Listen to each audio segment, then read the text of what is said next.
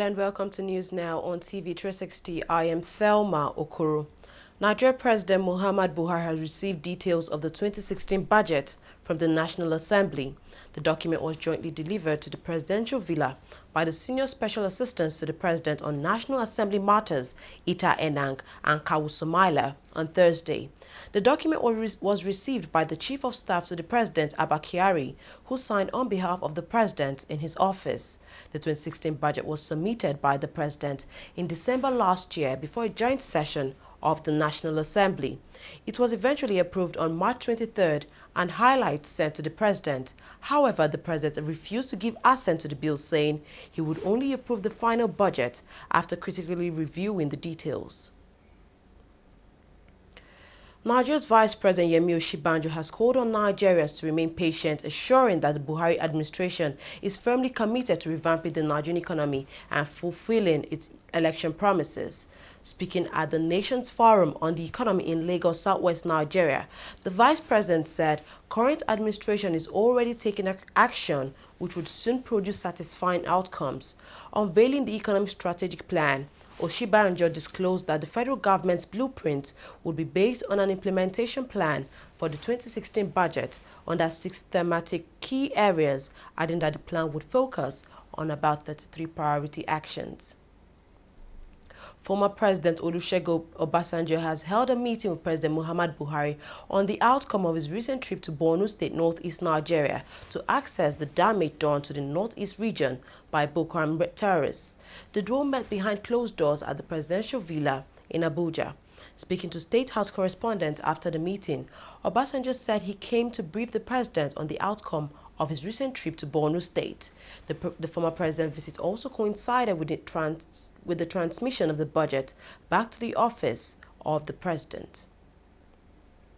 Now, despite his trial at the Code of Conduct Tribunal, Nigerian senators say they are firmly behind Senate President Bukola Saraki. As the trial of the Senate President continues, some senators are insisting that the trial is politically motivated. I must first of all commend the integrity of the Senate President, Bukola Saraki, for being given an opportunity to defend himself. The law presumes that he is innocent until proven guilty, and as a Senate, we are united behind him. And I want to assure you that this is the only man in APC that can be a Senate President. After Bukola Saraki, if the push comes to shove, PDP will put the next Senate President. I can assure you of that.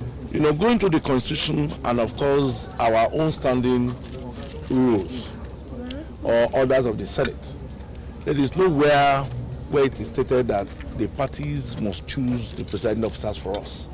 That is the Senate President and the Deputy Senate President.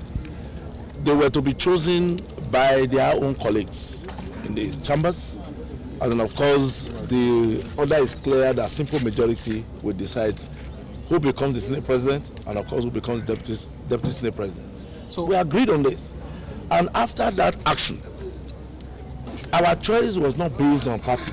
Our choice was based on competence. Our choice was individualized, and of course we went ahead to give the support to the 2 presiding officers that we have. Nobody can controvert the fact that these are 2 people, 2 gentlemen who are very competent to pilot the affairs of the Senate. If you look around, you still see a quite number of APC senators who are also here in this court. And I'm sure you are aware that some of them are traveled out. You know, obviously, PDP believe in the leadership of the Senate President, and that's why we're always here with him. I'm not following Saraki because he's the Senate President. I'm following him because he's my friend, and I believe in his leadership, and he's a good man. And I think that this country will know if anything happens that that's the end of era of APC in this country.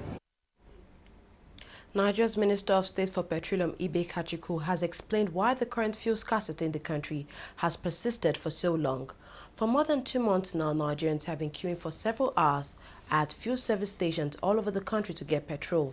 In a short video he posted on his Facebook wall, the Minister of Petroleum said absence of forex, pipeline vandals and reduction in subsidy payments were reasons behind the fuel scarcity. This is probably the most challenging issue since I took over as GMD and Minister of Petroleum. And the reality is a lot of us, even within the company, do not know why this is so. And so for those who don't know, I will first go through why you have this situation. First, on resumption in August, we had a very major problem in our hands because subsidies, 500 billion, close to 600 billion, hadn't been paid for over a 1-year period. And so the majors and everybody who was importing, the DAPMA members, the MOMAN members, had begun to very quietly reduce the levels of importation that they had. And although I struggled very hard and got the Assembly approval and the President's approval to eventually pay a good portion of that subsidy somewhere in November, by then it was too late. Too late because although they got the money, they didn't have access to foreign exchange. So the critical reason, main critical reason why you have this supply gap today is that although NNPC has its own 445,000 barrels allocation of crude and is meeting its own, it was meant to meet 50% of your delivery, and it is more than meeting but indeed exceeding that, the individuals who should provide the balance of the 40% component are not bringing any product. And so we've had to be very creative over the last 4 or 5 months until we basically ran out of option. And the sort of creativity that we put in the space was forward buying, forward purchase, forward crude allocations, also just to bring in more products. Because we saw NNPC transit from a 40%, 45% provider to suddenly an 80%, and then by this month, really, almost 100% provider of petroleum products in Nigeria. That was not sustainable. We didn't have the capacity, we didn't have the funding, we didn't have access to the products, we didn't have the foreign exchange. So in very many ways, it's surprising that we've even been able to survive this long. So the key element has been, how do you find foreign exchange for those who eagerly want to participate in the stream, who have been doing this traditionally to get into the space, buy their products, come in, distribute. That's something we've had to work on. The management of the University of Lagos has ordered the immediate closure of the school following students' protests over epileptic power supply and poor water supply. In a circular issued Thursday, the school said the closure was also due to the difficulties faced by the large number of students living off campus to attend classes as a result of the lingering fuel crisis. Scores of students on Thursday blocked the major roads leading into the university, including access to the school's Senate building and the assembly hall where Rahman Bello, the Vice-Chancellor, was attending an event. According to the university management, suspending all academic activities became imperative to forestall further breakdown of law and order. This protest started on Wednesday, and it was not a protest, it was a peaceful demonstration, which we started at about 2 p.m. in the afternoon. We marched to the Senate building, we marched to the Dean of Student Affairs, and we requested that our price list must be solved today. Not every student comes from a rich home. How can a bottle of water that is sold at 15 naira outside the campus be sold at 100 naira on university campus? They are not giving us electricity. There is no water. Students should buy a bag of water, 200 naira to bathe. The issue of people fainting is common when you are reading. We have only one ambulance. The management said they have paid for another ambulance, which is, we are going to see the ambulance. We go inaugurated since December 9th, 2015. Till today, one medical, we don't have any amenities, we don't have any facilities on campus.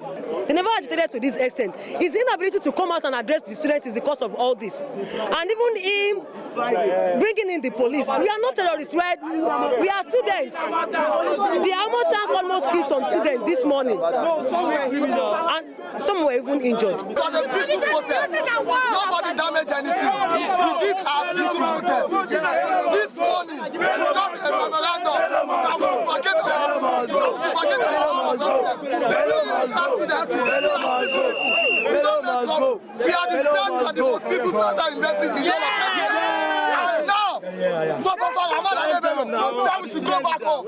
He wants to make decisions at our back. There is one Yoruba that says when people make decisions at your back, you will not be there to defend yourself. They want to lie against us in the Senate. And that's why they passed the memorandum. Professor Bello told us that he was not around yesterday. Where did they sit to head that meeting that said we should go home this morning? Bello, we don't want to. He must go.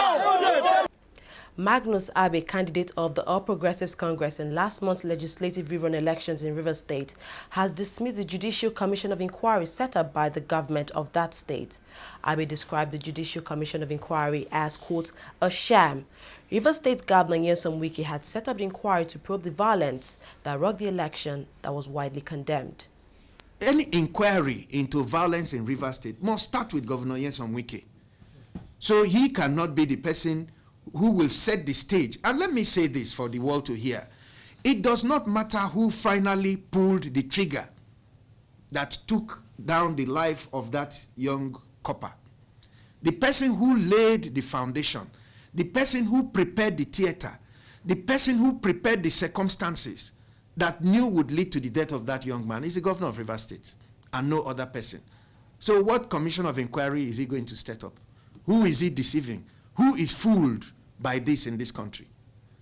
We dismiss the whole commission. Of course, everybody knows it's a sham, and it's unfortunate that there are people who are ready to be used for all kinds of activities. Any commission of inquiry must start with why political leaders and actors were calling that those who will come to participate in the election should prepare to die.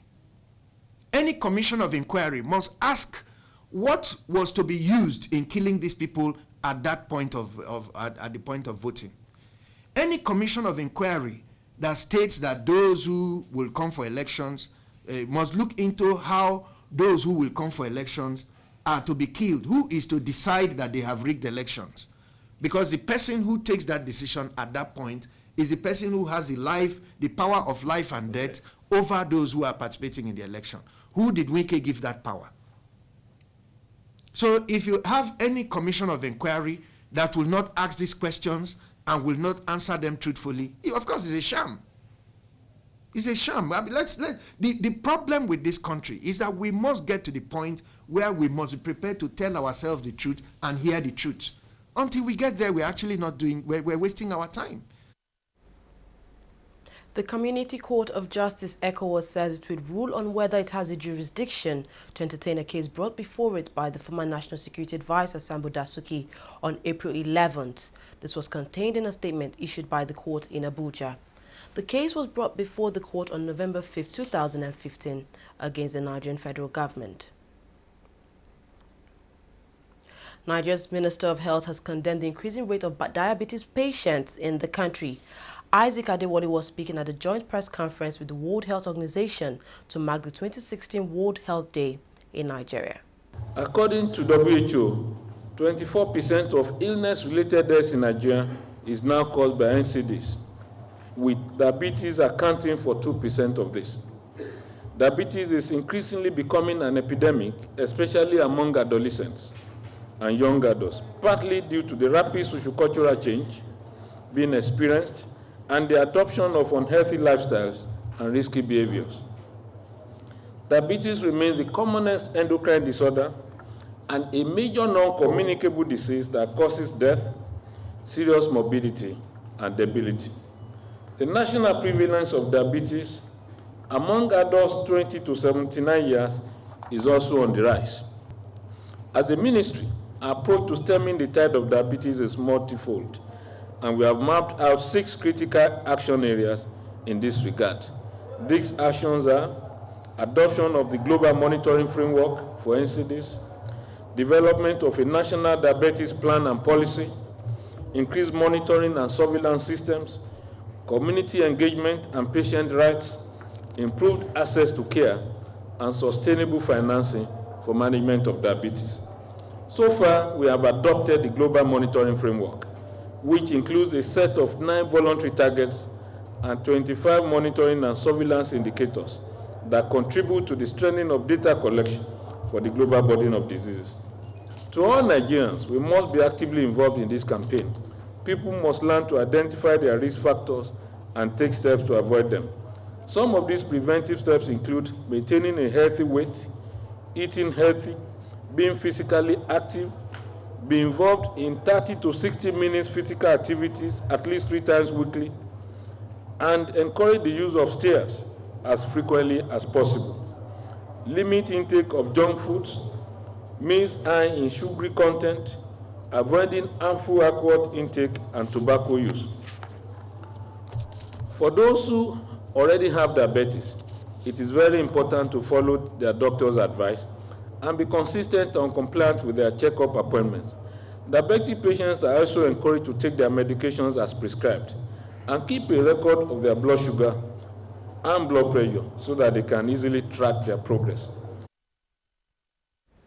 Indonesia says it will resume execution of drug traffickers this year. The announcement comes after a brief hiatus since last year's controversial executions of mostly foreign convicts. Among the 14 convicts were 4 Nigerians convicted for drug offences. Despite pleas for clemency from the Nigerian government and international organizations and activists, the Nigerians alongside other prisoners were killed by firing squad. Indonesia has since defended the execution, saying the killings were necessary to fight the country's war against drugs. Amid international outrage, Indonesia postponed other scheduled executions. We'll take a short break now. We'll come back and look at business and sports stories. Stay tuned.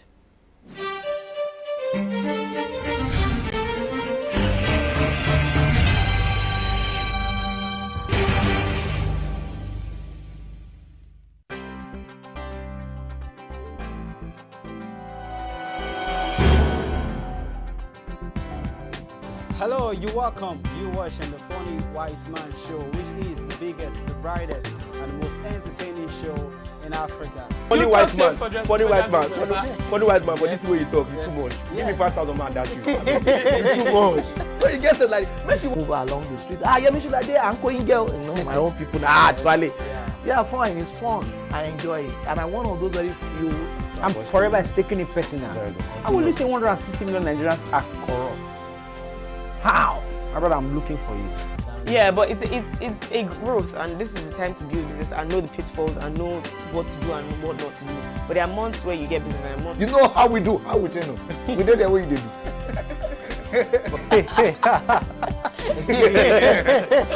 Hello, you're welcome. You're watching Trending Matters on the Funny White Man Show. Of course, we will bring you trending issues just to entertain and tickle your fancy.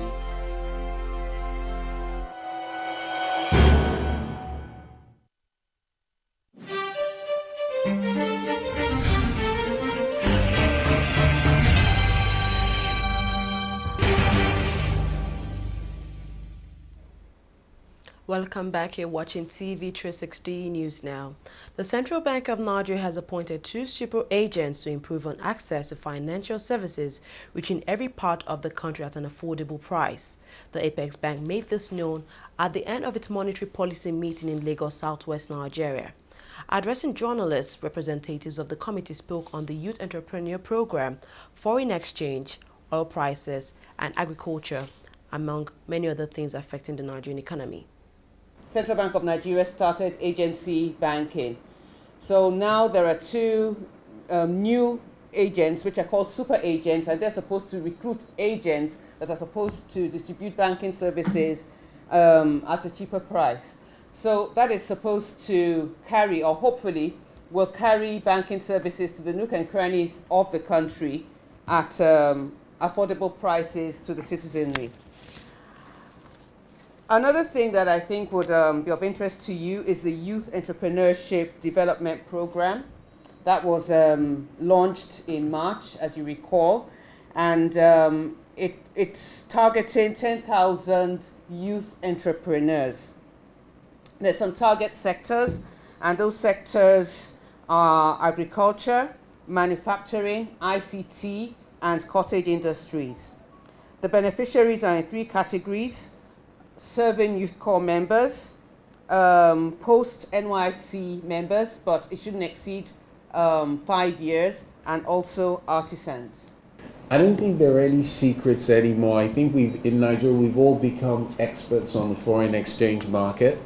The reality of where we are today is that we are coming from $115 per barrel oil price to somewhere around $37 oil price.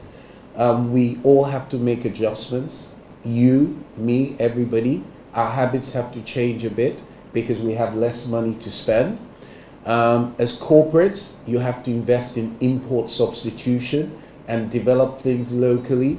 And that's really where we are. I don't think there is a lot of debate. We all have to grind down, make sure that we allocate the scarce foreign exchange that we have, make the best out of it, and in the short to medium term, make sure that we work on the demand. When CRR was reduced by 5%, the intention then was to release this 5% to banks to enable them avail loans to real sector borrowers at single digit. So we discussed around that today, and I agreed that the central bank would work out modalities and hasten action towards releasing this 5% drop in CRR to the banks so they can lend it to the real sector at single digit interest. We're looking forward to making that real. The committee discussed extensively on the need to diversify the economy, and we identified agriculture as a major area in this regard. You're probably aware that a few months ago, the CBN launched the Anchor Borrower Scheme, and the banks have participated in this. We have disbursed we have enrolled 78,000 farmers in the first launch of this initiative in Kebbi State, and the farmers were given monies were advanced to the farmers to acquire an acre of land each and to farm these plots of land. As the rainy season is approaching, we intend to launch this scheme in other areas of the country across the geopolitical zones. And we're going to be including crops like maize, soya, wheat, and sugarcane. And as needs be, we'll include more items in this category. Nigeria's naira is expected to weaken a little on the parallel market. However, on the official interbank market forecast reveal it will remain flat. The naira was quoted at 3.20 to the dollar on Thursday, compared with 3.26 last week, spurred by tight liquidity and increased dollar supply. At the official window, the naira was trading around the peg rate of 1.79 to the dollar. Oil prices rose on Friday, lifted by firm economic indicators from the United States and Germany, which could support fuel demand. But analysts warned that crude markets were threatened by another downturn because of ongoing oversupply. U.S. crude was trading at $38.02 per barrel, while Brent was up 60 cents at $40.03 a barrel. Traders say there was some bullish sentiment in oil markets early on Friday, following a statement by the U.S. Federal Reserve that the world's biggest economy was on the path of more economic growth. Polls have opened up in Djibouti's presidential election, where incumbent President Ismail Omar Guelleh is running for a fourth term against a weak opposition. Guelleh has been in power since 1999 and has been criticized for his tight grip on power. He's facing 5 challengers, but the opposition complain of police brutality and media bias. A second group of deported migrants have arrived by ferry in Turkey from Greece as part of an EU deal to reduce the numbers reaching Europe. The boats carrying 45 Pakistanis left Mytilene on Lesbos for the short journey to the Turkish port of Dikili. 3 demonstrators who dived into the harbor were fished out by coast guards. Some 200, mainly Pakistanis, were deported on Monday under an EU deal with Turkey, the main transit route for the undocumented migrants. The Super Falcons of Nigeria are set to take on the Senegalese women football team in an African Women Cup of Nations qualifying match. The match against the Senegalese will take place at the Stade Demba Diop in Dakar, with kickoff scheduled for 6 p.m. Nigerian time. The Falcons, who have won the tournament a record 9 times, will be hoping to qualify for the 13th time. Arsenal manager Arsene Wenger has confirmed that the club is in talks with Nigerian teenager Alexi Iwobi with regards to a contract extension. The 19-year-old made his debut last October and has gone on to make 15 appearances in all competitions, as well as breaking into Nigerian squad at the international level. Wenger insists he's eager to agree fresh terms with the youngster, even though a long-term contract was signed only as recently as October. World Anti-Doping Agency WADA has extended the deadline given to East African nation Kenya to prove it is doping compliant. The country risks missing out on the Rio 2016 Olympics if it does not comply with the new date of May 2nd, having missed the second deadline of April 5th. Unless it passes doping legislation and formally adopts rules for its new anti-doping body by next month, WADA's review committee will ask its board members to declare the country non-compliant. WADA's organization board will meet on May 12th this year. That's all we have on news now. We thank you very much for watching. I am Thelma Okoro.